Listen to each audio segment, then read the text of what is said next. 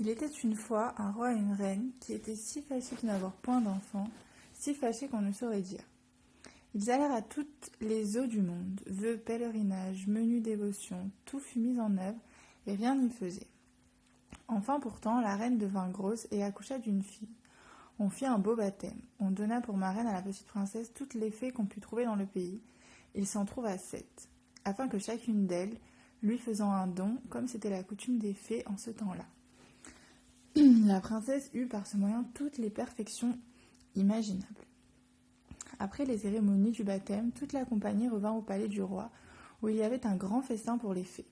On mit devant chacune d'elles un couvert magnifique avec un étui d'or massif, où il y avait une cuillère, une fourchette, un couteau de fin or, garni de diamants et de rubis.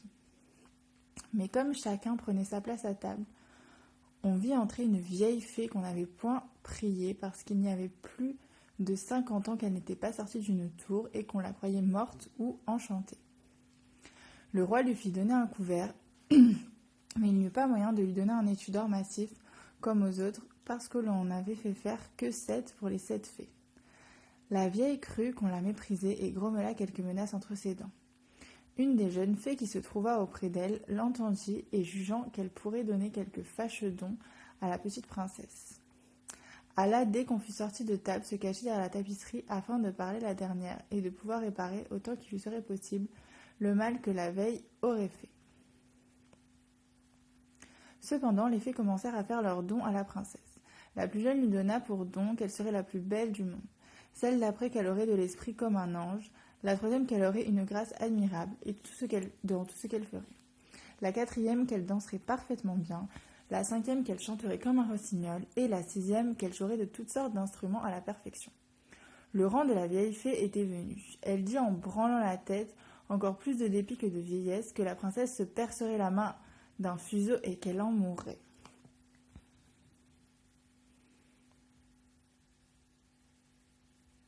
Ce terrible don fit frémir toute la compagnie, et il n'y eut personne qui ne pleura. Dans ce moment, la jeune fée sortit de derrière une tapisserie et dit toutes ces paroles. « Rassurez-vous, roi et reine, votre fille n'en mourra pas. Il est vrai que je n'ai pas assez de puissance pour défaire entièrement ce que mon ancienne a fait. La princesse se percera la main d'un fuseau, mais au lieu d'en mourir, elle tombera seulement dans un profond sommeil qui durera 100 ans, au bout desquels le fils d'un roi viendra la réveiller. » Le roi, pour tâcher d'éviter le malheur annoncé par la vieille, fit publier aussitôt un édit, par lequel il défendait à tous de filer au fuseau, ni d'avoir des fuseaux chez soi sous peine de mort. Au bout de 15 ou 16 ans, le roi et la reine étaient allés à une de leurs maisons de plaisance. Il arriva que la jeune princesse, courant un jour dans le château et montant de chambre en chambre, alla jusqu'en haut du donjon, dans un petit galetas où une bonne vieille était seule à filer sa quenouille.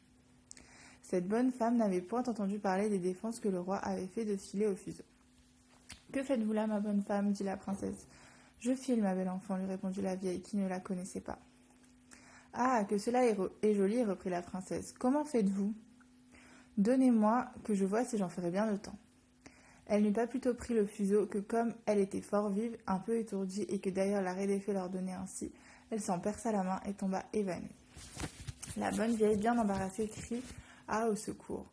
On vient de tous les côtés, on jette de l'eau au visage de la princesse, on la délace, on lui frappe dans les mains, on lui frotte les tempes avec de l'eau de la reine de Hongrie, mais rien ne la faisait revenir. » Alors que le roi, qui était monté au bruit, se souvint de la prédiction des fées, et jugeant bien qu'il fallait que cela arrivât, puisque les fées l'avaient dit, fit mettre la princesse dans le plus bel appartement du palais, sur un lit en broderie d'or et d'argent.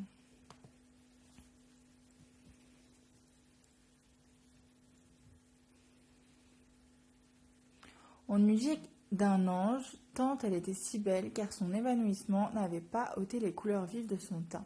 Ses joues étaient incarnates et ses lèvres comme du corail. Elle avait seulement les yeux fermés, mais on l'entendait respirer doucement, ce qui montrait bien qu'elle n'était pas morte. Le roi ordonna qu'on la laisse dormir jusqu'à que son heure de se réveiller fût venue. La bonne fée qui lui avait sauvé la vie en la condamnant à mourir 100 ans était dans le royaume de Mataquin, à 12 000 lieues de là, lorsque l'accident arriva à la princesse. Mais elle fut avertie en un instant par un petit nain qui avait des bottes de 7 lieues. C'était des bottes avec lesquelles on faisait 7 lieues en une seule enjambée. La fée partit aussitôt. On la vit au bout d'une heure, arriver dans un chariot tout feu, traîné par des dragons. Le roi, lui, alla présenter la main à la descente du chariot.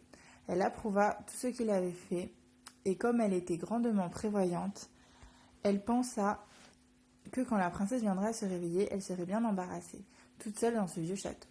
Voici ce qu'elle fit. Elle toucha de sa baguette tout ce qui était dans ce château. Or, le roi et la reine, gouvernante, fille d'honneur, femme de chambre, gentilhomme, officier, maître d'hôtel, cuisinier, marmiton, galopin, garde, suisse, page, valet de pied. Elle toucha aussi tous les chevaux qui étaient dans les écuries avec les palefreniers, les gros matins de basse-cour et Pouf, la petite chienne de la princesse qui était auprès d'elle sur son lit. Dès qu'elle les eut touchés, ils s'endormirent tous pour ne se réveiller qu'en même temps que leur princesse, afin d'être tout prêts à la servir quand elle en aurait besoin. Les broches même qui étaient au feu, toutes pleines de perdrix et de faisans s'endormirent, et le feu aussi.